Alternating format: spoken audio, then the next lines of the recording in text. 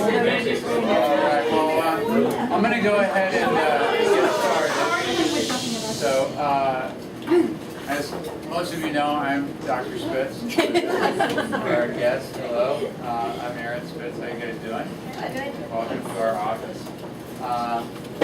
I've been asked to talk about the China study and a vegan or mostly vegan diet and what that is all about and why I recommend that to my patients and why I eat that way. So there's been, I think, over the past couple of years, people have started to notice a little bit more and more about me doing that as part of my practice. So I'll tell you what the China study book and movie Forks Over Knives is about, because that's sort of the foundation of where I'm coming from with this. And then give you a little extra information above and beyond what you find if you were to read that book or watch that movie. And then tell you a little bit about what I've noticed with my patients as well as with myself. And I'll try to keep it fairly concise, and then you guys can ask any questions you like. So the China study is a book written by a nutritionist who is a world-renowned nutritionist. He's considered one of the top nutritionists in the world. He comes out of Cornell, which is my alma mater, so immediately I decided I'd give this guy a look. And he served on the FDA, and he was one of the guys in charge of creating what the food pyramid is that you see on the side of the cereal box. He was also tasked to help fight starvation around the world, and he was assigned to the Philippines. My wife is Filipino, and she's not starving, so I figured it worked. So a couple reasons that maybe take a little closer look at what he had to say. And what he discovered along his career was very surprising and very contradictory to what we have all been taught regarding nutrition and what the best way to eat is. And very different from what I learned in medical school as well.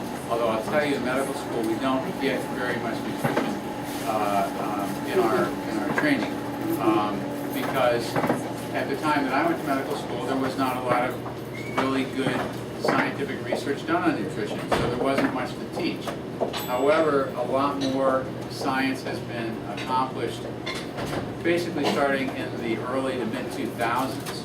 So there's many more articles now that have been done in good scientific techniques about nutrition, about food, and about vitamin supplements.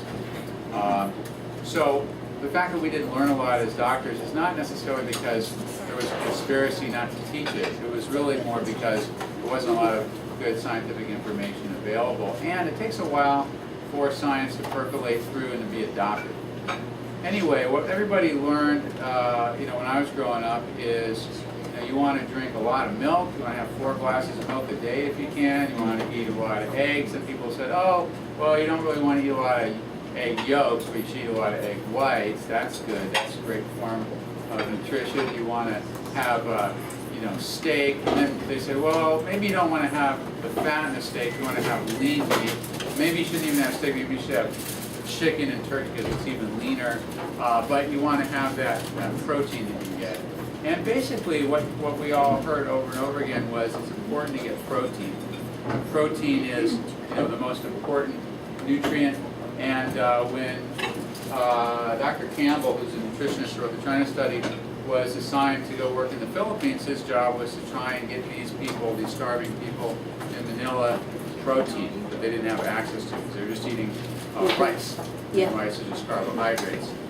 And why is protein considered the most important nutrient? Well, according to the China study book, it starts back in Germany in the 1800s when a scientist, a nutritional scientist, characterized protein, carbohydrates, and fat for the first time. He characterized that these are the stuff that make up most of what we eat, and that's what you see when you look at nutritional labels. What are the grams of fat, what are the grams of carbohydrates, and what are the grams of protein? And this guy characterized this, and he stated that protein was the most important of the nutrients. That was key to have protein. It was also important to have some amount of fat, some amount of carbohydrates, but protein was really the most important nutrient. And since he stated that, that's what's been adhered to. For not much better reason than because that's been the tradition. And And a lot of what we do in medicine is based on tradition. A lot of what we do is based on fact, but a surprising amount of what we do is based on tradition. For example, testosterone. We were taught to never give testosterone to a man who had prostate cancer, even if his prostate cancer had been cured and removed, because testosterone can make prostate cancer grow more. Well, it turned out that that warning was based on a single patient in the 40s at Sloan Kettering in New York, and it turns out that the science behind that was completely misunderstood, and now urologists like myself and others are giving testosterone to men who've had prostate cancer and have their prostate cancer removed. A radically different approach, because all these years, all these decades, the way we behaved and what we did as doctors was actually based on a tradition. One guy said it, everybody believed it, and it just got handed down, handed down. And the protein story is kind of like that. Now, nutritional science is not the best science in the world. People come up with statements that, oh, you need this, and you need that, and this is important, and that is important. And what it boils down to is scientists believing that they can identify a molecule out of the thousands of molecules that are present in a particular food and say, well, this is the important one, and this is what you need more of. And these over here are not important, or these over here are bad. And thinking that they know for sure that this one of several thousand molecules is the right one. And in order to prove that, they would have to do lots of experiments where they have all the other 1,000 molecules exactly the same, and then they just change this one. They take it away or they put it back. And then they do the next thing, and then they change another one of the 1,000 molecules and put it back. And it would be thousands and thousands of experiments. Basically, it's impossible to do that kind of science and really with certainty know what is good for you and what is bad for you if you're trying to figure out which particular molecule in something is good for you. Is it vitamin C? Is it selenium? Is it zinc? These are individual elements or individual molecules that we're told all the time you need more of, you need less of, but the science that proves that there is actually very weak. So what Dr. Campbell did was he made some observations and he read some papers that led him to some surprising conclusions. While he was working on the starvation project in the Philippines, a paper came out of India. And I don't know if Dr. Singh knows the people that wrote this paper. No, okay. It's not a big country. There's a billion people in India. So this paper was very strange because they did an experiment where they gave rats aflatoxin. Aflatoxin is a toxin that's found in some mushrooms. Poisonous mushrooms. Don't eat mushrooms when you can't. The reason is because it can give you liver cancer. And also can shut your liver down. So they were giving rats aflatoxin to make them get liver cancer. And then they were putting them on different diets. And one diet was high in protein, which is what everybody was thinking was really, really good for you. And another diet was low in protein. What they found was that the rats who were on the high protein diet got the liver cancer like they expected, and the rats on the low protein diet did not. And that was unexpected. He showed this to his mentor. This was in the 60s, and his mentor said, yeah, they probably got the cages reversed, over there in India. And that was it. It was just dismissed as probably just being completely a wrong study. So when he was in the Philippines, trying to figure out how to get these kids protein, the kids on the coast, they taught them fishing, and so fish would be his first protein. The kids inland, they had to come up with something else, and what they came up with was peanut butter. These kids like peanut butter, peanuts, that are a good source of protein. So they got everybody eating peanut butter, and all the kids liked it. Even the rich kids liked it. Poor kids liked it, rich kids liked it, job done. He left, he gets a call from the pediatrician that he's corroborating with saying, we've got this epidemic of liver cancer all of a sudden in kids. And liver cancer is typically an adult cancer because it's from chronic hepatitis. It's a chronic disease that ultimately leads to liver cancer. So why are all these kids getting liver cancer? So he came back and they did some forensic research, like CSI Philippines, and what they discovered was that the peanuts that they were using for peanut butter, because they're ground up, they're always the worst peanuts on the conveyor belt. They took the best of the peanuts and they put them in candies, they put them in cocktail nut jars, but the dregs, kind of like the kind of meat that goes into hamburger meat, stuff that they grind up, it was the worst peanuts, and peanuts get fungus on them. So these peanuts had fungus on them. Mushrooms are fungus. This fungus had aflatoxin in it, and it was giving the kids cancer. So now he felt terrible because he went there to help starving kids, and now he's giving them cancer. But the funny thing was, it wasn't the starving kids that were getting the cancer, it was the rich kids. The poor kids did not have cancer. The rich kids, who were also like to eat peanut butter, were the ones with cancer. And the difference between these two populations was the rich kids already were eating lots of protein. So they had steak and eggs, sausage, all the good stuff. And peanut butter was just another thing they were eating that had protein in it. So these kids on a low protein diet, which would be the starving population, didn't get cancer from the same exact toxin that the rich kids on a good protein rich diet did. So then he went back to his lab and he did the exact same experiment that the Indians did. He repeated the experiment and it had the exact same results. So the low protein diet mice did not get cancer and the high protein mice did. Low protein mice were eating 5% of their diet from protein, and the protein was from milk, basically. The high protein diet mice were eating 20% of their diet from protein. Americans eat about 17 to 25% protein in their diets. Okay, so they're like the high protein mice. That's exactly what their diet's like. Vegans eat zero protein from animals, and populations like the rural Chinese eat about 5% of their protein from animals. And that's where the name, the China study comes from, and I'll get to that in just a minute. So, not only did the two different populations of rats get cancer or not get cancer, he could turn it on and off like a switch. So he could take the rat that had cancer, and then switch him to a low protein diet, and all of a sudden the cancer stopped growing. And then he could put him back on the high protein diet, and it would pick up again and grow again. And likewise, he could take a low protein rat, switch him over to a high protein diet, and then he started to get cancer. But he could turn it on and off like a switch. Now, it was always best if he started out as a low protein rat rather than get crossed over. But still, he could start it and stop it, start it and stop it. Another interesting thing he noticed, and this is, if you don't care about cancer, you might care about your weight. Rats that were fed low protein diets could consume more calories than rats that were fed high protein diets and gain less weight. So a low protein diet can be consumed at greater quantities, greater total calories per day, and you put on less weight. And if you start out that way, that will carry through your lifetime. If you start out as a high protein rat and you switch over, you will not gain as much weight from that point on, but you will still have gained more weight over your lifetime than if you started out as a low protein rat. So just from a weight loss perspective, a low protein diet is better than a high protein diet, even though you're eating more calories. So the low protein diet is not about a starvation diet. It's not about eating 1,400 calories a day. It's about eating as many calories as you want, but actually lowering your risk of getting cancer or other chronic disease states, and also gaining less weight. So the China study came along in the 80s. And what that was all about was the ruler of China, I don't know if you call him the premier or the president, what have you, got bladder cancer and died of bladder cancer. But while he was dying of bladder cancer, he commissioned a study of China to examine what is the incidence of bladder cancer and other diseases, just diseases in general, in my country. And so they went out, and it was an enormous study, and they characterized what were the diseases everywhere in China. And they made basically a map, and there were hot spots where there was more heart disease here, and more cancer here, and arthritis, and TB, and what have you. And they had this really amazing amount of data.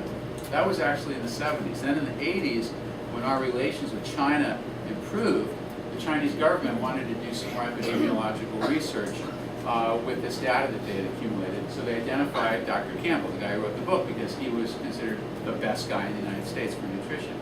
And they got him, and he got a guy from Cambridge, and they got a guy from the Sorbonne in France, and they took the 5 top Chinese scientists, and they looked at this data, and they said, wow, this is really interesting. There are these clusters of where cancers are happening, and clusters of where heart disease is happening. Why is that? What is it about these parts of the country that's causing that? So they went out and they restudied the population. It was mandated by the government, so there's a high degree of compliance. Citizens had to do it. They had to get their blood drawn. They had to piss in the cup. They had to fill out the survey. And then they had 8,000 different data points to look at.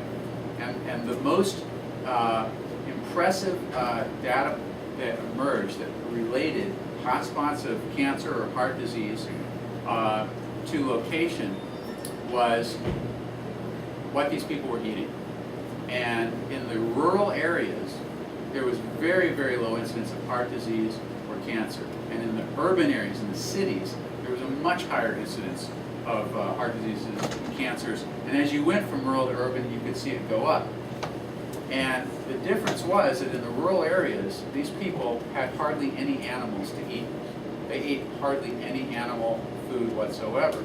Very little. Little shreds to flavor their meals, a bone in the soup broth. Okay?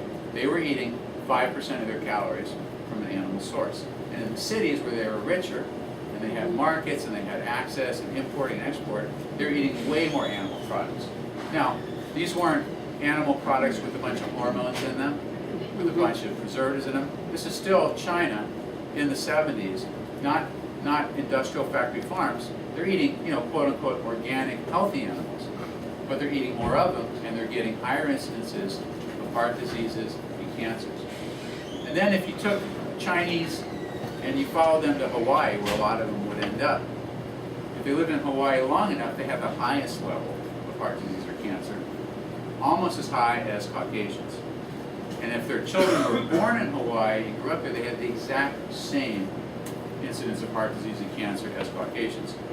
Now, China is 90% genetically similar. That means 90% of the people come from similar tribal origin. Yet there was these differences in heart diseases and cancers depending on where in China these people live. So Asians aren't healthier because it's in their genes. Asians are healthier because they tend to eat healthier.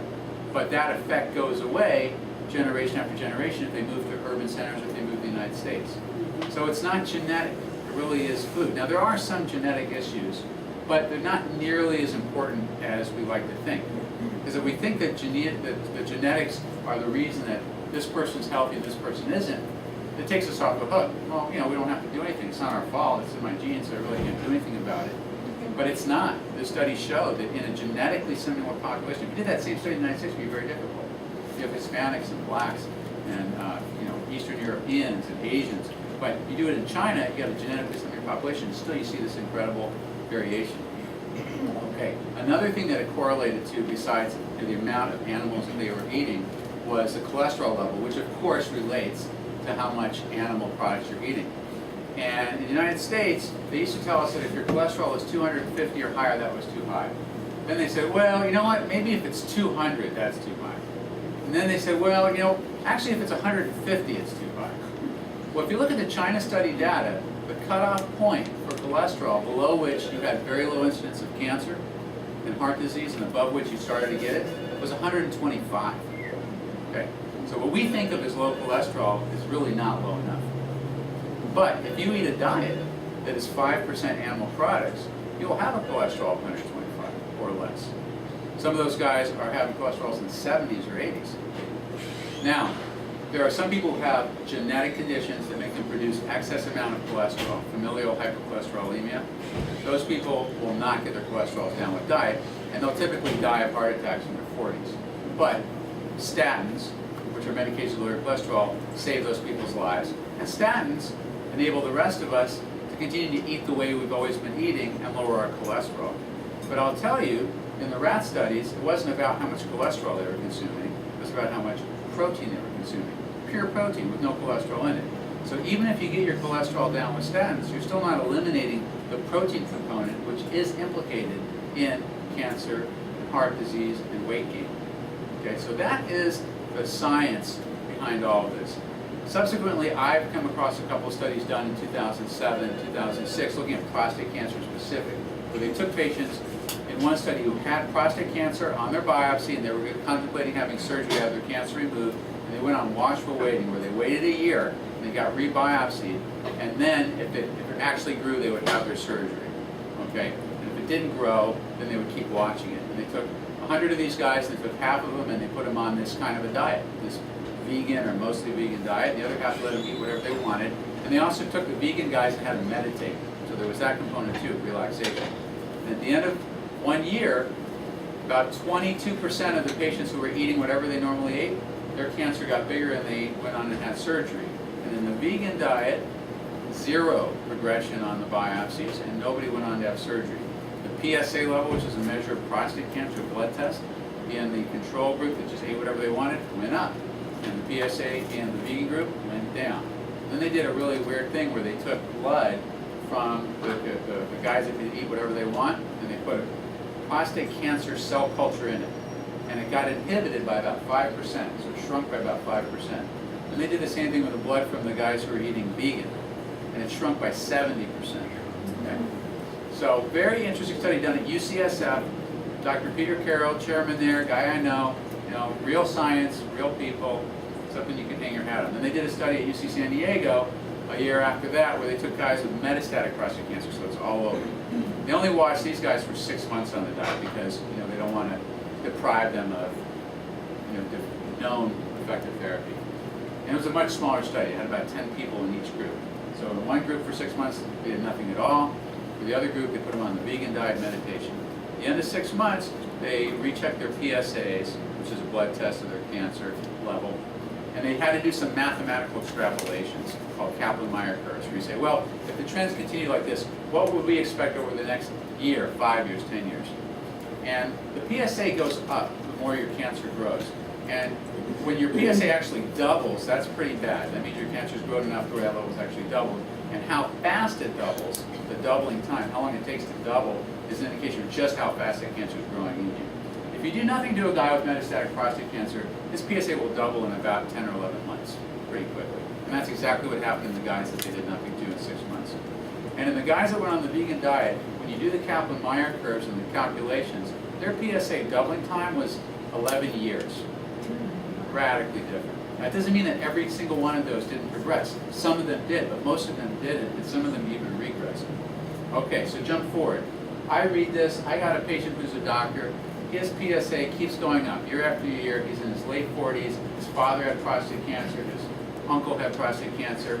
And now I've biopsied this guy 5 times. I've sent him up to UCSF. They biopsied him a zillion times to their protocol. And the PSA keeps going up, and it's driving him crazy. It's driving me crazy. So I called him up as soon as I got done with this book, and I said, hey, let's try this. Because this book wasn't about prostate cancer, but it was listed in there. And one thing that they said was there's almost no prostate cancer in rural Asia. In the biopsy studies, they see hardly any at all. So I said, you don't have prostate cancer, well, let's try this. I'll do it and you do it. We did it together.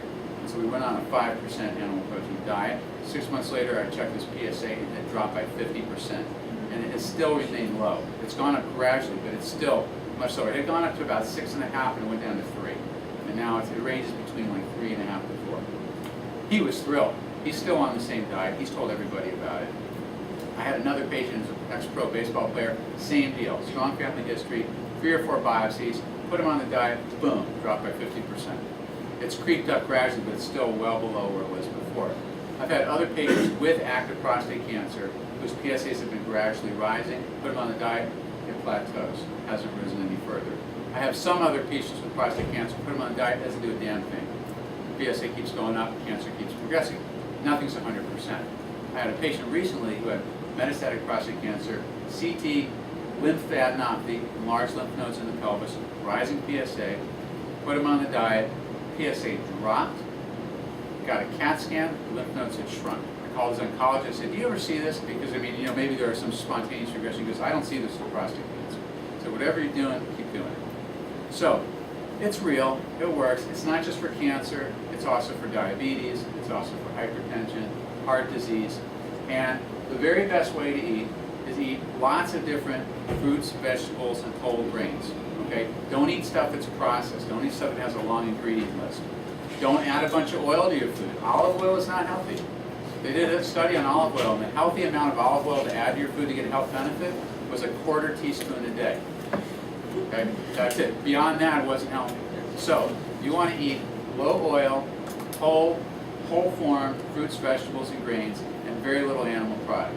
Okay, so what does 5% animal product look like? Well, if you were to break it down to daily intake, it's a cup of milk a day. That's it, nothing else. Or it's an egg a day. Or it's a 1/4 cup of cottage cheese a day. If you were to look at it weekly, it's a 6-ounce fillet of whatever kind of animal you like once a week. Whether it's a piece of fish, piece of steak, pork, lobster tail, whatever it is, 6 ounces once a week, or 2 3-ounce portions a week, but that's it. The rest of your meals are plants. That's what 5% animal protein looks like. You can go up to 10%. Now, if you don't eat animals, where are you going to get your protein, right? Plants have protein. Anything with a physical structure has a physical structure because it's made of protein. But it doesn't have all the essential amino acids. That's right. No plant has all the essential amino acids in any particular plant, but different plants have different complements of the amino acids. And if you eat different plants, you will then get the different amino acids. And the goal is not to try to get it in the same meal.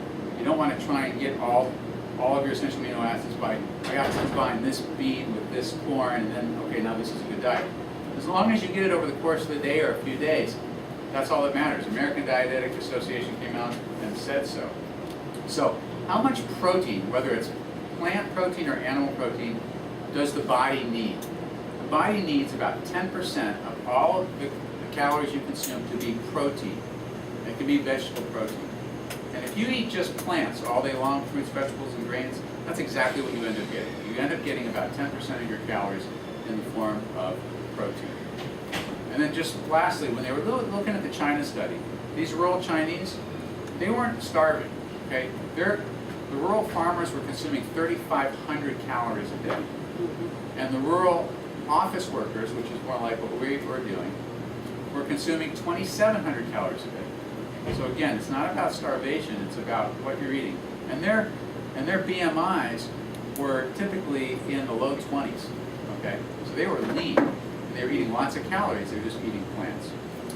So that's how I eat, that's how I tell my patients to eat. A very small percentage of them do it, but those that do it, they come back and they say, I lost weight, my blood pressure's better, my sugar's better, I'm down on my insulin or my pills, I can't thank you enough. I mean, most of the time the patients are only like, you know, a minor component of why they're having hypoglycemia is because of the urology condition I treated, and the majority component of why they're having hypoglycemia is because I recommended this diet, they did it, and it changed their health in a much more dramatic way. So, that's my talk, and I'll open up to any questions. Wow. All right.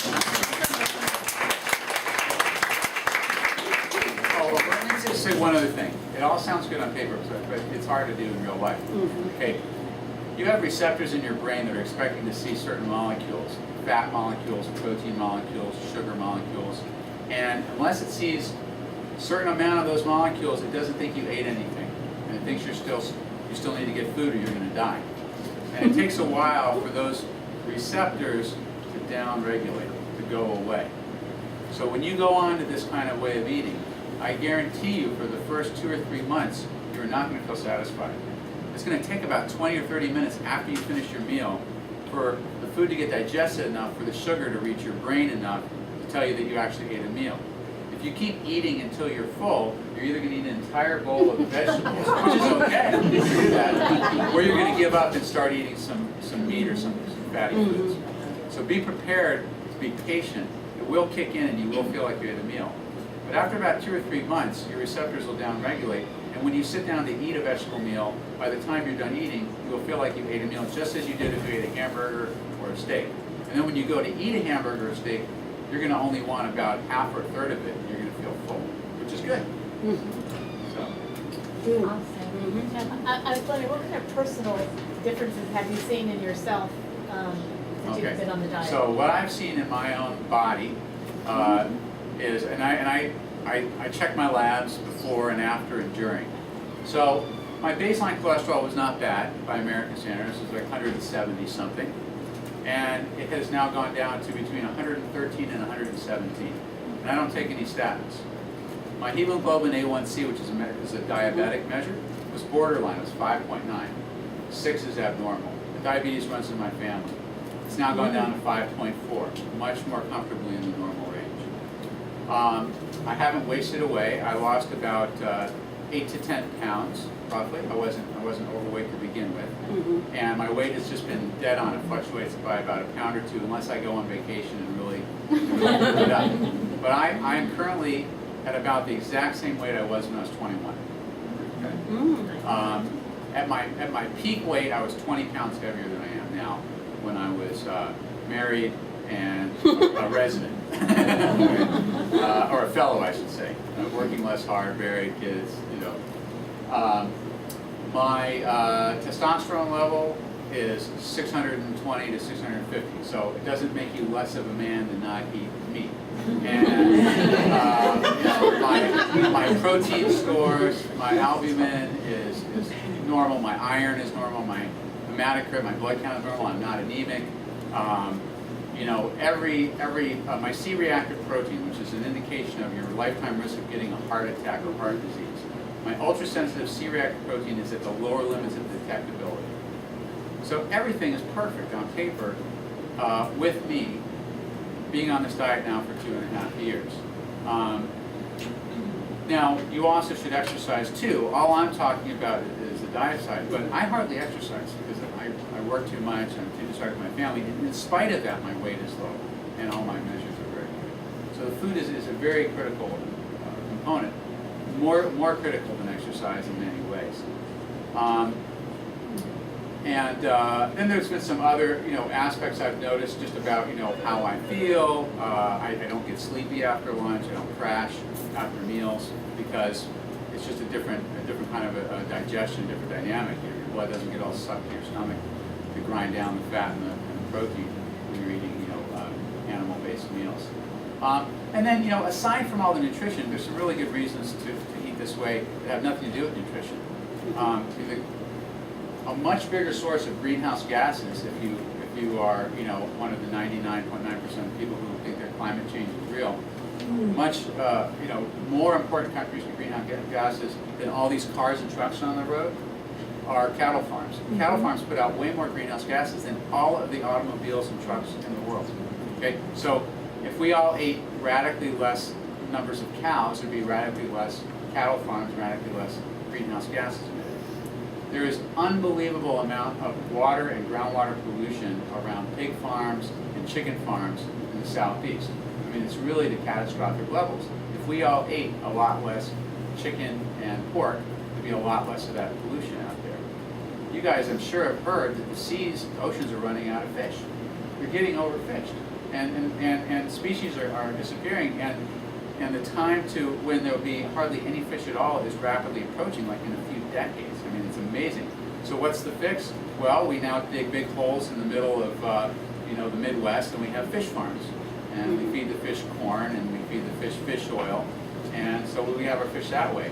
The problem, though, is that there's mercury in the fish. There's mercury in the fish no matter where you go.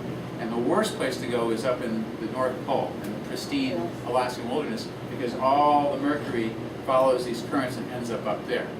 To the point where Inuit women, Eskimo women's breast milk is toxic. Okay? Because they eat the blubber of the animals that are full of mercury, and mercury concentrates in the fat. So predator fish, the big fish that eat the smaller fish, they get all that chain of fish's mercury in their fat. And who eats the big predator fish? Rich doctors who like sushi. They get mercury poisoning. I have patients who've gotten mercury toxic because they're rich enough to go to Tahiti for 2 weeks and eat sushi on, you know, cabana side for 2 weeks straight, and they come back mercury toxic. And fish farms are no escape, because what are they feeding the fish in the fish farms? Fish oil. What's in the fish oil? Mercury. They're not filtering it. It's not like the fish oil we get in the vitamin store. So nothing is safe. And the less animals you eat, the less footprint you're going to have on the environment if you care about that. And you'll have less cancer, and you'll have less heart disease, and you'll lose weight, et cetera, et cetera, et cetera. Do you see any nutritional value, raw versus cooked? I don't know enough about raw versus cooked to answer that. My answer would be hedge your bets and have a little of each, because some foods are difficult to digest raw. So you may not get some of the nutrients in some foods that are raw. They'll just pass right through you. In other foods, you're going to kill some of the nutrients with that. So I think your best bet is eat as many different kinds of fruits and vegetables and grains as you can, because they're each a medicine unto themselves. They each have thousands of molecules that we haven't fully characterized. So the more the better. And have some raw and have some cooked. And that's how I would approach it. Does protein powder come from animals? Yes, protein powder comes from milk or comes from you know, some animal source, unless it's soy And you know, fruits, vegetables, and grains are great in their natural state, but you can take vegetables and turn them into something very dangerous. A donut is vegan. Okay, it's made out of wheat. It's made out of sugar from sugar cane, and it's made out of oil from vegetables. But if you eat donuts all day, you'll die pretty quickly. But if you eat whole grain wheat, and you eat fruit from which sugar is derived, and you eat olives, corn, and sunflower seeds where the oil is derived, you won't get sick. So there's something about taking an ingredient from a plant, extracting it out of the plant, and then ramifying it up to a very large amount of that ingredient that really normally exists in a very small amount in that plant, and then consuming it all at once. Okay? An olive doesn't have that much oil in it. But if you have a quarter cup of olive oil, that's from a tremendous number of olives. Okay? If you get a quarter cup of peanut oil, it takes a lot of peanuts to generate that amount of oil. When you eat a peanut, you're not eating that much peanut oil. But if you cook a meal with a quarter cup of peanut oil, that's not so good for you. Okay? There is sugar in fruit, but there ain't a half a cup of sugar like you're pouring in your brownie recipe. All right? So when you take something out of a fruit and you eat much larger amounts of it than you would in nature, it stops being good for you and starts being bad for you. So I think soy protein, for example, protein supplement, you're extracting this thing from a soybean, and soybean's probably fine.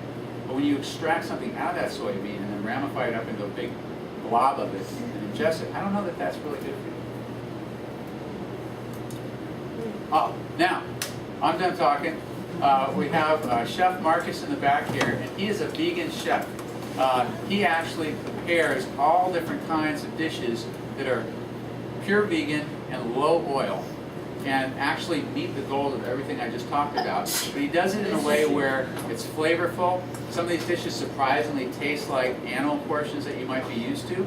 Some of them just taste like really delicious vegetable portions. And I've had Marcus come to my home. He's prepared a week's worth of food for me. It's a phenomenal experience because he's a brilliant chef, and it's just amazing to watch him work. You know, incredibly thinly slice this and shape that, and what have you. And he just turns your kitchen into this whirlwind. And then when he's all done, it's spotless, and the floor has been steam clean, and the refrigerators are filled with, it's like porno for wives. You see those little, that's Marcus. So anyway, he was kind enough to come up and bring us some samples of some of the dishes that he makes. And anybody has any interest in sort of jump-starting eating this way, but you don't know where to start, you don't know how to make this kind of food, or it's just, it's a hassle because it's so much easier to go to In-N-Out and just grab a burger than to go home and try to fix a vegan meal. Marcus can do that for you, and he's really cheap. I gotta tell you, I mean, his price per meal, when you added it all up and you divvied it out and all the meals, I mean, I think it came to somewhere around $8 a meal. I mean, that is not bad. Okay? Not at all. So, let me turn it over to Marcus.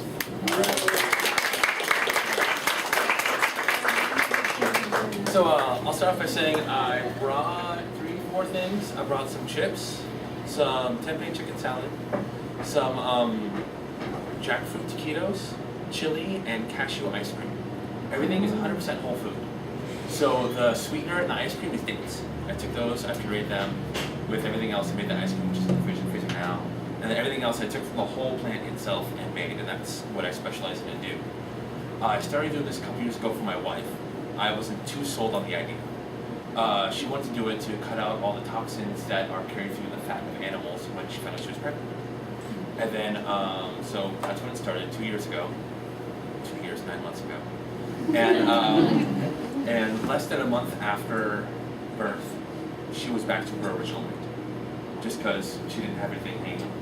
And since then, she's been sold, and I've been cooking for her for 2 years. And myself now, fully taking on this diet after seeing forks over knives, and I've past 3 months, and I've lost 35 pounds, and I still eat like a horse. I eat as much as I can. I eat rice and beans and chili all the time, and my passion has always been feeding people and taking care of and giving them the nutrients they need. And I never found that in a restaurant. I'm classically trained in Italian and French cuisine, so. So in any restaurants I went to, there was probably at least a half a stick of butter and a salad I served you, being French. But now finding this way has really given me so much more energy. and just fulfilled me inside giving that to other people too, helping them meet their nutrition goals and making it easy for them and hanging out with them and cooking and having a good time while doing it. So yeah, food in the back if you want to try it, and brochures if you're curious. You guys see here like forks or spoons or something, and then there's like little sample cups over here. So you Sample can cups. just do that. The chili. I have a- ice cream. Yeah, like I said, 4 chili, which I Do you have a cookbook that for people to buy so we can start? I was talking about doing a cookbook, and I have been keeping some recipes aside right now for a cookbook. But if you like any of that food, and I'll bring out the ice cream too, go ahead, pick up my card, send me an email. I'll be happy to give you the recipe. Again, I don't hoard my recipes. You learn it, you share it. That's the way we all are. But I would love to cook for all of you. Thank you again for all your time. Thank you.